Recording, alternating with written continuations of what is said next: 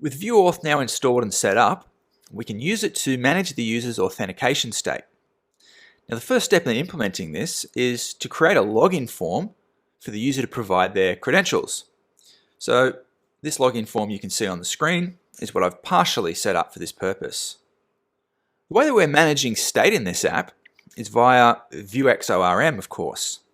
So in order to get this form working, we're going to need a Vuex ORM model that we can bind the form to. So let's create this new model by going up to the terminal and typing touch client store models, and we'll call this one user. Let's now open up this user model file and define it.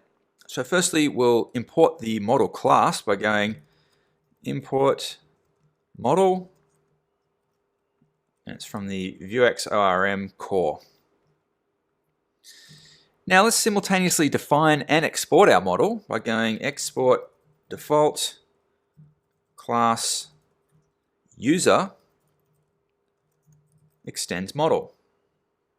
Now you recall from module 5 that our model is going to need an entity field, and that should be the plural of the entity. So let's create this new property static entity, and we're going to make it users with an S.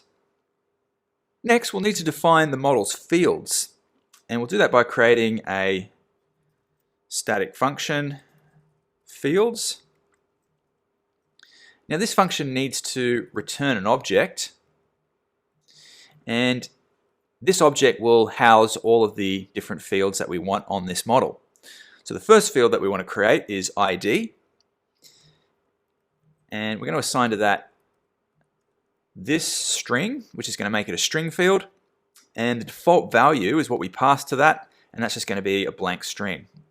So I'm just going to copy that, and the rest of the fields are all going to be string fields as well. So let's make a name field, we'll make a password field, and we'll also need an email field. Now perhaps you'll recall that these 4 fields are the same ones that we used to create our API user entity all the way back in module 4. Coming over to our Vuex store index file, let's now register the new model in the database, and we'll do that by importing the new model. So we're going to import user from store models user, and then we're going to add this database register call, and we'll pass in the user schema as the first argument. We're going to pass in an empty object as the second argument. You remember that the second argument is where you can define your module for that model, but we won't be needing one of those in the course. So with the user model now defined and registered, we can use that to manage the data in our login form.